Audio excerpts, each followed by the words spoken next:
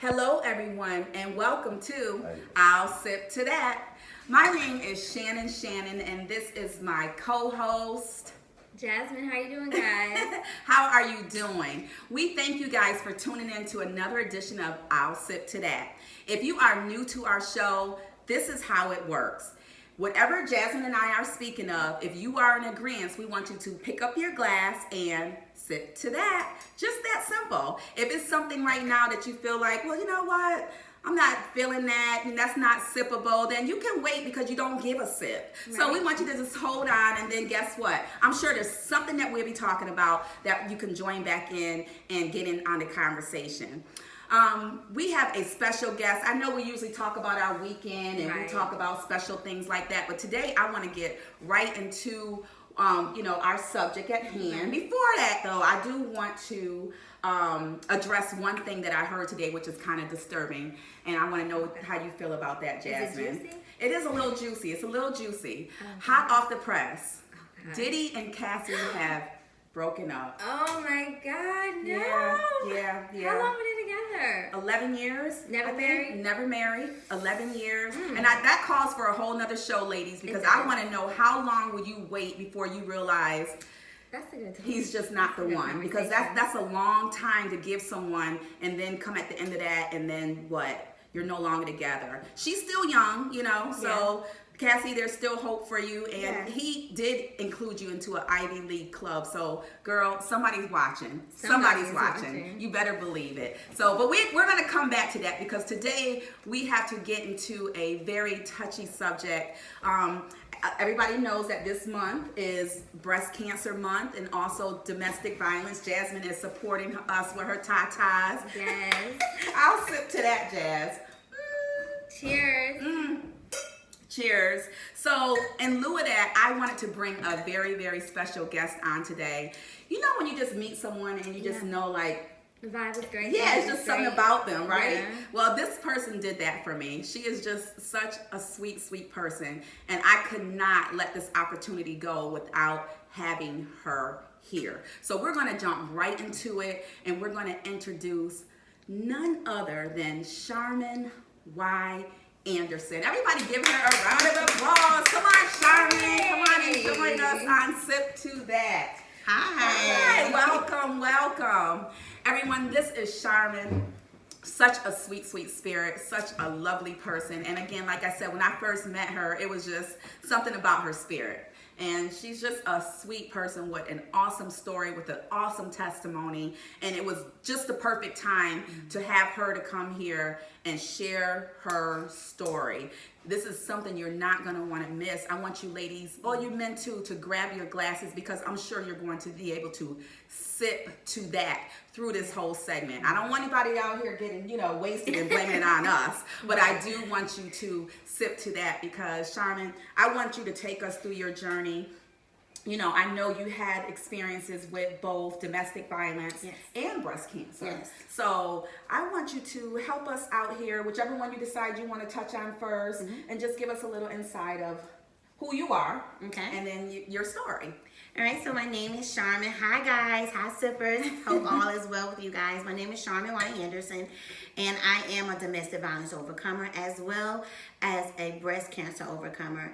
And so I have, it's interesting how I actually take both of them and kind of intertwine them between my life, because I would not be here today if someone hadn't helped me along the way. And honestly, if I hadn't realized that my life was valuable and worthy to be fought for. Absolutely. Breast cancer has been, actually cancer alone has been in my family a lot. So we have, my aunt died from stomach cancer. My biological father now, he has cancer. He had stage 4 cancer actually, and he is fighting. And one of the things that he called me recently, he said, and he was like, he don't want to do the surgery, but recently he opted to actually allow for them to actually operate to remove it, because he was like, I want to be around to watch you get to be a millionaire doing what it is that you love. Yes. Oh, this is really good. It is. It's really, really good. Really good. And so it just made me feel like everything that I'm doing is not in vain. So just to kind of give you a little bit of background about cancer, I've had cancer twice. The first one was uterine, and this last one was breast cancer. And believe it or not, you guys, it was like the battle of my life. Wow. The first time I had cancer, I did chemo and I did radiation. And one of the things is that a lot of times when you're going through those type of emotions and you're going through those type of things, people forget what it's like for people to watch, especially your children. And so the second time when I was diagnosed with cancer, I decided not to do chemo. I opted out no matter what the doctor said, no matter what he was saying to me, even though he did not like the answers that I was giving to him. In fact, he was kind of rude about it. So he was saying stuff like, well, I don't think you understand. Maybe I need to break it in down to layman's terms. I was like, I don't get it twisted, but I got a doctorate degree. Don't get it twisted. You're just not receiving what I'm saying to you because you want me to do it your route. And a lot of times when we are have a diagnosis, we automatically take the treatment that they assign to us. Very true. And because we refuse to get involved and we refuse to research. And honestly, we just don't like to read. People in general just don't like to read, right? Very true. So, but I did not. I did something different. I got extremely involved in my treatment. I got extremely invested, not just in my treatment, but in myself. Right. So when they was telling me to do chemo, I said, no, we're going to go this route. And I think that was like maybe like one of the very first time they had actually had someone that was willing to step up and tell them what they was going to do versus them telling what they was, what, you know, the route they needed for you to take. And so one of the great things about it is that when I went to the doctor and I decided that that I wasn't going to do chemo, I went quiet for a while. I didn't even tell anybody. I had found out I had breast cancer maybe for like 6 months now, and I'm just sitting quiet on it. Oh my gosh. I'm still, you know, not telling anybody what's going on because one of the things I was afraid to tell anybody because a lot of times when you find out you have the big C is what they call it, and this is my second time having the big C, they will automatically give you a death sentence. And I didn't want that in my life. Absolutely. I didn't want nobody to feel pity. I didn't want nobody to feel sorry for me. I didn't want nobody else's emotions because I was still struggling with my own emotions because I did not want nobody to give me something that I still wasn't willing to deal with myself. So I had to take a couple of months to really deal with and try to figure out what it is that I wanted to do. So I decided that I was going to fight. But I was going to fight on my own terms. Wow. So I felt, that's it. Yes. I'll sip to that. Fighting for your rights. I'll sip to that. I love it. This is really good. It's really good. So I decided to fight, but I wanted to fight on my own terms. So I created my own plan, and I brought it to them, and we went back and forth, and they was not feeling it. So they was like, well, this is your second time with chemo, and we feel like if you don't do the chemo, you're probably going to die. And I was like, watch me live. Right. And Absolutely. so watch me live. Absolutely. Watch me live. And so... And then I had began to just kind of do things different. I got in the gym every single day. I stopped eating meat. I stopped eating out. I started to cook my own food. So I started to make sure that everything that I was putting in my body, I knew exactly what it was. Right. Because I was fixing and what was actually going into it. And then I started to do the round of steroid shots. I was doing multiple steroid shots a day. So I was taking 3 injections in my body. Now, the interesting thing about that, I even had people be like, well, she ain't got cancer. Like, she ain't got cancer because I gained weight versus losing weight. Wow. Which was really interesting because most people that have a sickness like that, they lose weight. But it was so interesting, right, that I just talked about this subject on Tuesday. And another lady that I interviewed, we was talking about the effects of cancer. And when you have different types of cancer, the treatment is different if you get involved. Okay. So we did steroids, and versus the steroids versus the regular treatment, it would actually end up losing weight. You would end up shrinking. But I did steroids to help build my body up because I knew, So I was, this is so funny. I was in that gym and I was with the bodybuilders and I was up there pumping like that. They was looking at me, I was pumping, right? They ain't know know what was going on, but they still didn't know I had cancer. But I was up there just pumping with them, right? Wow. And then now I just can't pump it off. I be like struggling. But they had no idea. But it was the steroids making me feel invincible. Right. But I needed that strength because what I was getting ready to go through, I needed to be strong. I needed my body to be strong. Right. So I did radiation, and I did about 4 weeks of rounds, is what they call it.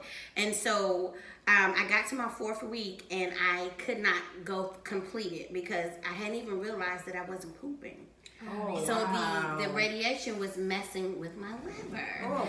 And so I had to stop. So then at that moment there, I really got defeated. So let me tell you what I did. I called my sisters. I called my sister. I called my besties. I called my family at that point and told them what was going on. Because nobody really knew what I was going to work. That whole time? The whole time. Oh my Nobody gosh. knew. I would just go to radiation and go straight to work. Nobody knew what was really happening except honestly for one person. And I told her that if something was to go wrong, to call my sister Regina, and then she would take it from there. Okay. So and then I just got so sick, like I was just so out of it. And then I couldn't perm my hair. I had just kind of like went from being natural, and then I went back to perms, and I had cut my hair short. And so you know, with the shortcut, you gotta keep it perm, right? Yeah, you so gotta lay that thing down. exactly. So when I did that, I could not, and my hair began to come out in different spots.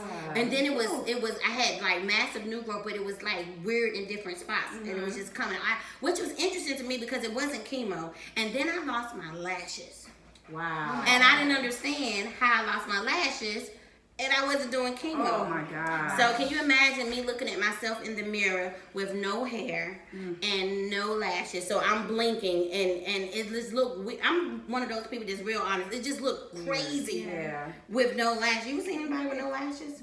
Like, really? It's like weird. And you try not to stare, but I found myself staring at my own self. Yeah. Because I was just trying to figure out who I was.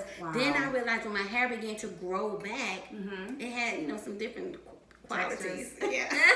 And I was like, it wasn't in a great way. Because I was like, it's not even, I didn't even do chemo though. You were liking that. And yes, but I didn't even, which was interesting to me. So we was at a phenomenon there. It was like, well, how in the world do your hair and lashes fall out? Because and I'm not even doing chemo. Exactly. Which was interesting. So that we was kind of trying to figure that out. So I finally decided to do the surgery where they remove, and I was just I was done because at this point I couldn't complete my radiation. I couldn't do anything else because my liver was damaged, and so there was nothing else I could do. So I decided that we're just gonna go ahead and operate.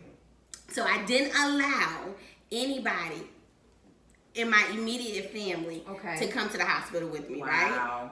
They had to come see me after. And the reason is because I just didn't know if anybody was going to break down, and I'm already emotional. Right. And I needed for them to be strong. I wanted to see love when I got home. Absolutely. I understand that. Good. I understand that. Yeah. And so when I got there to the hospital, they was like, hey, Miss Sharon. I was like, hey. So the doctor came in. He was like, listen, because you did things differently, I'm pretty sure that when we open you up, that you would have spread the cancer. Is probably going to be spread all over your body. I just looked at him and said, okay. And so I had made up my mind then if it was like, this is a battle between me and God. Right. And I was like, I need for him to show up. And if I go out, then I'm going out. I'm okay. My kids are grown and everything is done. And honestly, I was tired. I really was exhausted by that point. I can imagine. And I was like, okay, so when I went through surgery, when I got ready to go into surgery, actually, I went and showed up differently. I did everything backwards. They said, come, plain with no lipstick. I went with lipstick, with lip gloss. Because I was like, if Jesus is coming, then I'm going out cute. Yes. Yeah. I'm going out cute. Oh my and then God. they was like, they had me on this little white bonnet. I had on a yellow one. Like, it was crazy. That's your favorite color. That's my favorite color. So I had on different things. Okay. And I had my favorite CD. And then when I got ready to come through, they was like, dun, dun, dun, dun, dun, dun, dun, dun. So it was amazing. And when I woke up from surgery, I thought that literally that it was bad because there was so many people in there. There was so many people in there. So I just automatically, just my stomach, everything, I just got so extremely nauseous. And that's when they told me that when they went inside of my breast, I'm trying not to get emotional, right? So when they cut me open, that they realized that they could literally pick out the parts of my breast that had cancer. It was like dried up dirt. Wow. And they had never in life ever seen anything like that before. Wow. So to me, I felt like that was a miracle. Absolutely. That was like God showing up. Right. So I was like, Oh it my was just gosh. definitely, let's toast it out. Because God was definitely, he was there. He was Absolutely. there. And I just, that moment just reminded me That that just gave me the everything, chills. everything I've been through, wasn't in vain. Wow. So, and Jesus. that's just he breast really did cancer. show up. He did. And not only that, like you showed the doctor something else. And I'm Yeah. sure they, you know, your Yeah. testimony can be a testimony for somebody else. Yeah. You know, because Chemo is not always the way. Exactly. It's not always the way, Exactly. but we think it is because as soon as we hear that we have cancer, honestly, we just lose take it. it. Wow. We just Yeah. go directly go into our Right. feelings. There's nothing wrong with you going in your feelings. I mean, it's justified because there's Right. something major that's going on, but we don't get to stay there. We just lose all hope. Right. And to me, that was a definition, a redefining moment where hope was never lost. Absolutely. It was just waiting for someone to really believe in it. Right. So it was like a mustard seed for me. And Yeah. not only that, I know, you know, let's take it to even like a cut. Our bodies heal itself. It does. It really, really It does. does. So you don't know what the changing of your eating habits, Yeah. things you stop eating. You know, if that could have reversed some things. Yeah. So when they went in there and stuff was dried out, who's Like to say whatever dried, you did? dried up dirt. Right. They That was is- literally picking it out. Wow. Because nobody really knows what cancer feels like. Right. But it's like dried up jelly. Like it's like a mucus looking jelly. And And so, gosh. yeah.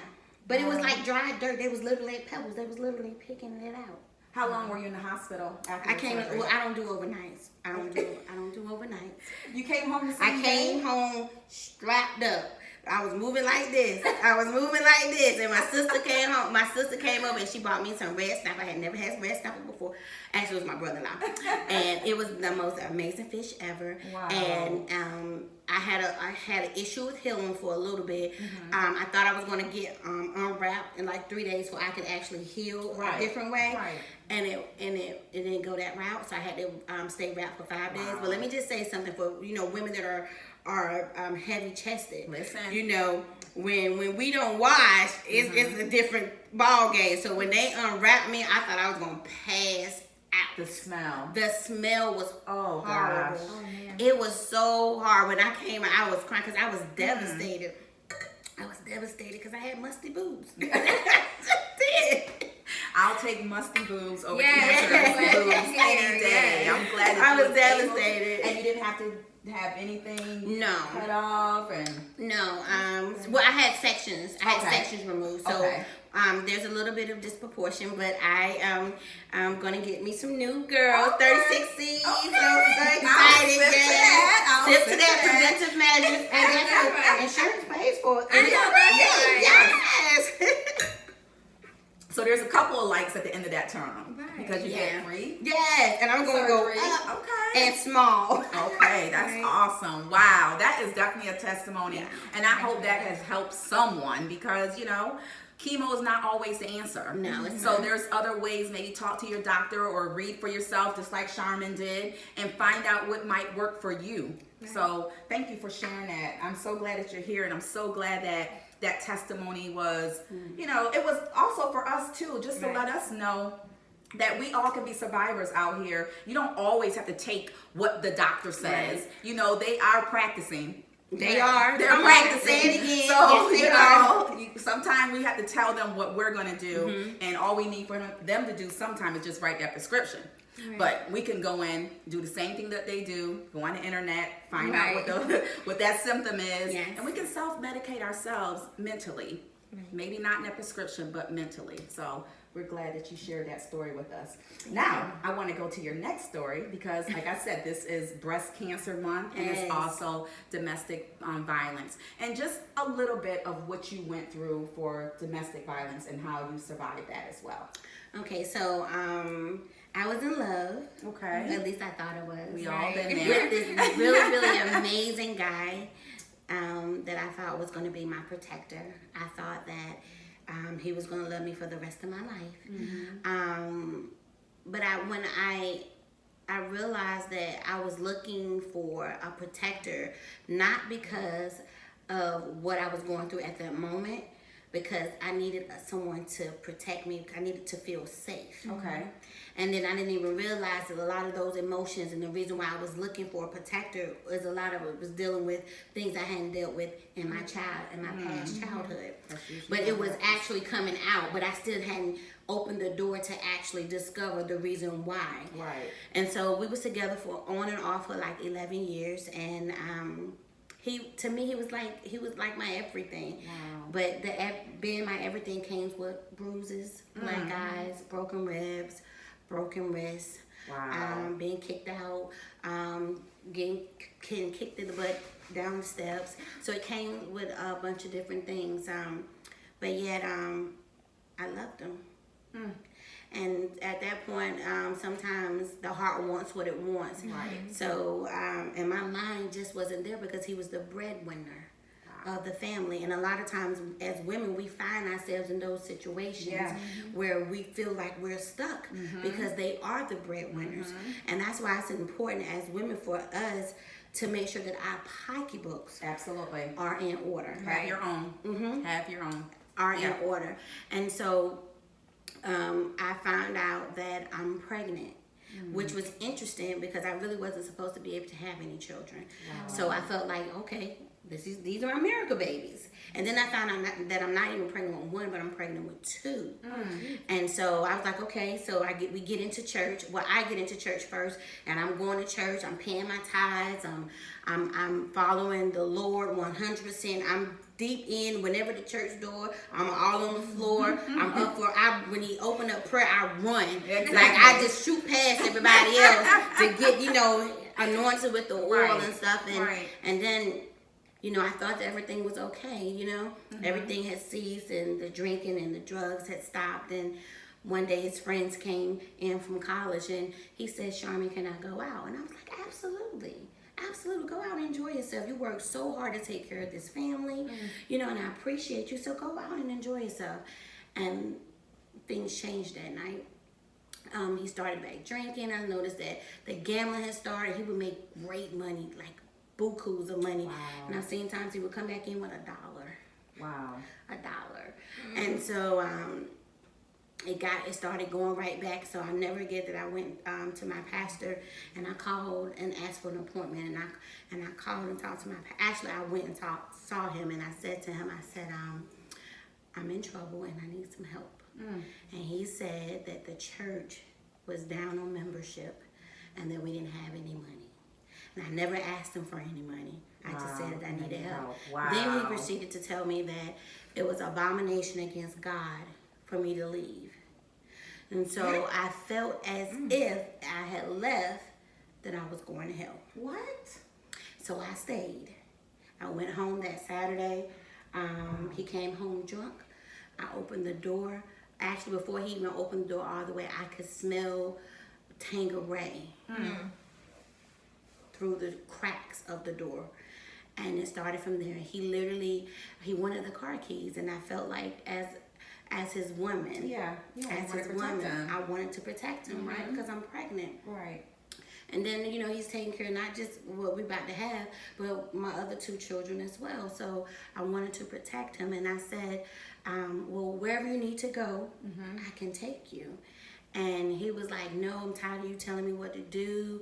I just want the keys. Give me the keys. And I was like, but you've been drinking. And I just want to make sure you're okay. I don't mind. I sit in the car. If you want to go out, I'll take you. And me and the kids are just sitting in the car. Wow.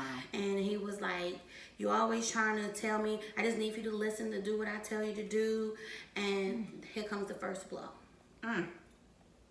And so I began to try to run towards the back part of the kitchen, and he grabs me and he literally started beating me like he doesn't even recognize me. Wow. And I was like, it's me, it's me, it's me, it's me, it's me, it's me. And it's just like I was just battling the devil himself. It's like I didn't even recognize his eyes was bulged, and he just looked like somebody completely different. Just looked like a shadow was over me, and I didn't even. I remember screaming at my kids like, y'all go in the room and lock yourselves in, and I literally could hear my daughter screaming, mommy, mommy, mommy. And I began to, he just literally he's kicking me, he's beating him now. He was like, the babies probably ain't even mine. And he was just saying all types of stuff. And then he started kicking me literally in my stomach. And I'm 6 months. Wow. I'm 6 months, and we just kind of like found out a couple of weeks before that we was having girls. And so he literally beat me. Oh, it was horrible. And I just kept screaming, and to the point where I could not even scream anymore. And then he stopped. Everything just went quiet. And so I could remember him walking into the bedroom, and I could hear stuff just flying all over the place. And I began to crawl and get up, right, to try to get myself, and I'm reaching for the counter, and it seemed like it's so far, but literally it's right there. And all I could feel was like my whole body go back. He pulled me from the back of my braids, and I hit the floor backwards, and he literally dragged me from my braids all the way back to the back room and threw me in the closet. I stayed in that closet for 3 days. What? I stayed in that closet for 3 days, and I was in labor, and my water had broke. And I remember going back and forth, and I'm calling him, I'm asking him to just stop, let me out. Just do whatever, just whatever. I mean, just take me to the hospital. Like, I'm hurting, I'm in so much pain. And then I just realized that I couldn't even talk anymore. Like, I was just so exhausted. But I could hear my neighbor kept coming over looking for me. And she was like, where's she at? Where's Charmin? Because she wouldn't just leave her kids with you without saying anything to me. She don't just do that. Where she at? I know you done something. What you done done? What you done done? And she was very adamant about it. She was very adamant about trying to figure out where I was at. And she came over that house 2 days, 2 days straight. And you never called out or said I never, anything? because he had already said that if I was to say anything, that he would hurt my other 2 children. And so at that point, I wasn't going to risk their lives. I was willing to die so that they could live. And so I could remember being in that closet, and I could remember saying, God, just take me, allow my kids to live, allow them to breathe and have a life, and just allow. I'm tired. Yeah. I'm just tired. And I was calling on God, and I just got to the point where I just felt like he wasn't coming. He didn't hear me. And then I heard this knock come on the door, and it was the police. My neighbor had called family service. Wow. She had called the police, the fire department. She called anybody that would listen to her. Thank God for the neighbor. And when they came through the house, they couldn't even find me. He had the bed against the wall, and it looks like, and draped it. So it didn't even, you would have thought that it was just like some drapes. You would have never known that it was a closet. What? And so my daughter, Oh my gosh. my neighbor was like, something is wrong. Look at her daughter. Her daughter is shaking and she's crying. Ask her baby.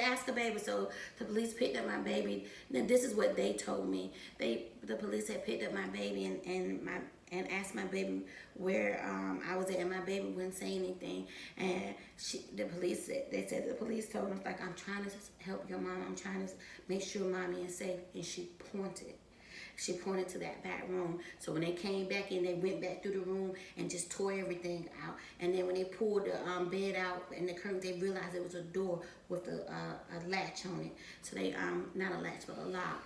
So they got the bolt cutters and opened the door. And I remember when the guy opened the door, it was like this bright yellow light. And it was just this bright yellow light. And he came in and he grabbed me. And I could remember him saying, oh my God, oh my God, oh my God, oh my God. And he asked me, he was like, can you please just say your name? And I said, my name was Charmin. And I woke up in the hospital a couple of days later just to find out that my kids had died. Oh. And so they had to put me back under. Oh my because God. I was just terrified. I was torn up to pieces, and for a long time, I used to blame myself behind stuff. Behind it, I felt like I was a murderer. I used to look at myself, and I used to literally hate myself because I felt like that I had chose car keys. You know what I'm saying? Yeah. I had chose him over them, and I just didn't know. Like, I didn't know if I made the right. I felt like I had made the right decision. I just didn't know it was going to turn out like it. And then if I knew it was going to turn out like, I would have just gave him the car keys. You know what I'm saying? Yeah. But you do know that wasn't your fault. Right. Okay. But it didn't feel like that Right, because at the my time. kids had died. Yeah. And so for a long time, I just hated who I was, and I had lost everything. I didn't even know who I was. I had lost all my identity. And so how I was able to survive, honestly, at that moment, I became whatever anybody needed me to become. So I lost myself. I lost myself until a couple of years where I just realized that I just could not continue to live the same pattern. Right.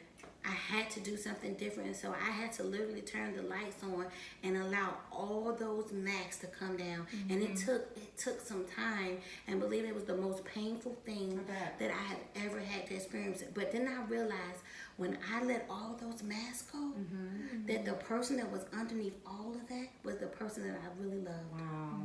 So that's the person that you get to see. Did you go to counseling? I for did. that? I went to Okay. counseling for 7 years. And please tell me he's in jail. I will not say where he is at because I am under NDA. The family is different, and they're very powerful. So I signed an NDA just to be able to tell what part of the story I could tell. Wow. Yeah. That is amazing. And I am so sorry that you had to experience that, or anybody, you know, who had to experience domestic violence. What would you say to a person that get hit the first time? Run.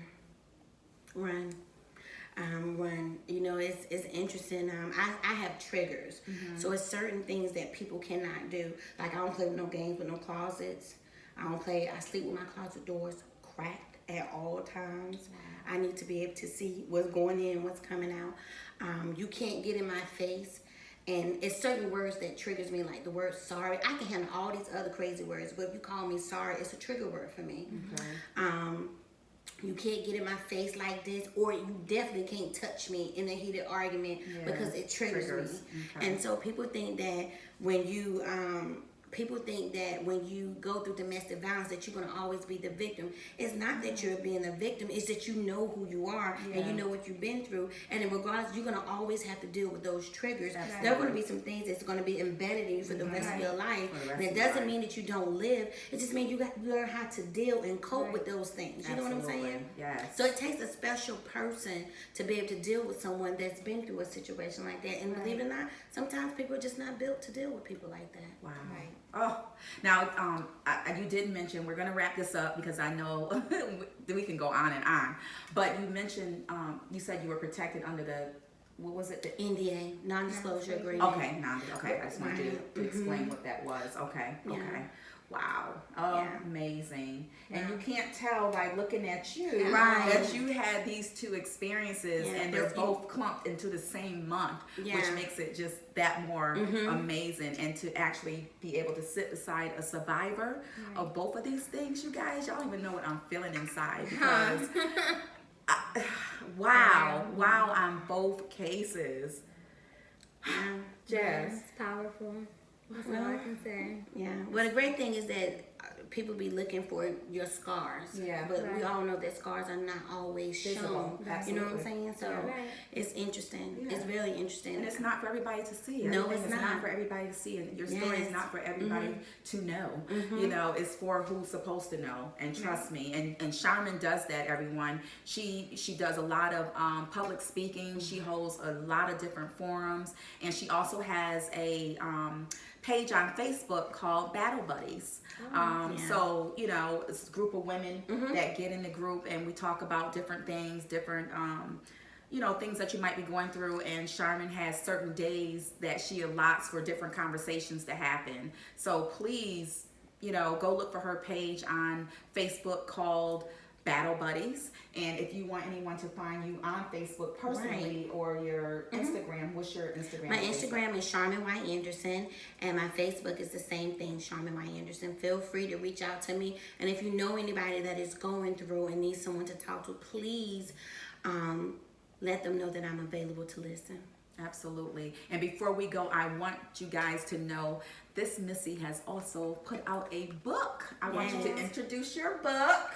So this is my book called Behind My Smile, Every Woman's Worst Nightmare. It is available on Amazon. And if you want a signed copy, you can totally contact me and purchase a copy, and I will send it to you signed with a personal message from me. This book is made Amazon bestseller in 15 minutes. So I'm very glad. That's something to sip to. Yes, congratulations.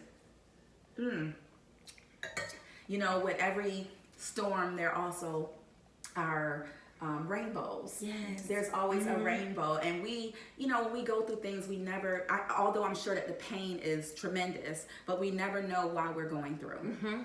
It's for someone. It's for something. And what has happened to you, I'm sure, even in your speaking engagements, you have helped someone. Yes. Plenty of someone's, I'm sure, because like I said, even with me being here, I haven't experienced either one of those things, but still, that's something I'm able to give to someone else that Charmin may not have a chance to meet, but I might encounter them and I can refer them to you, or they can watch this segment here on Sip to That. So I thank you for coming and sharing your story and being an awesome testimony. Absolutely. Jasmine, what do you need to say? It was really awesome. I was about to cry 20 times. Try to hold it together, but honestly, I just want to say, ladies, just make sure you're getting checked. Get your mammograms, because you never know. It can be unseen. Yeah, undetected. Undetected, that's the word. Yes, definitely make sure you're doing that. And also make sure if you're in an abusive relationship, watch the signs. Maybe first hits turn into second hits, and it might continue. You know, people like to beat you up, even emotionally. It's not just physical. So, you know, they hit you once and I love you, baby. You know, I didn't mean to do that, but you got to watch that stuff. And if you can get out, get out. If you need to talk to someone, please talk to them. That is a terrible situation that Charmin went through. And then to lose your babies at 6 months and be trapped for 3 days, and you still have 2 other kids that you don't even know what they're doing or what's going on behind the scenes, or the fact that you was trapped behind a door that was decorated to look like something else. I could not imagine. Oh, but God. That's all I can say is but God. But Charmin, we thank you so much for coming on Sip to That. Thank you so much. And again, you guys, go follow her. And hey, I don't even know what else to say. It's just too much. It's overwhelming. But it was a very, very good show.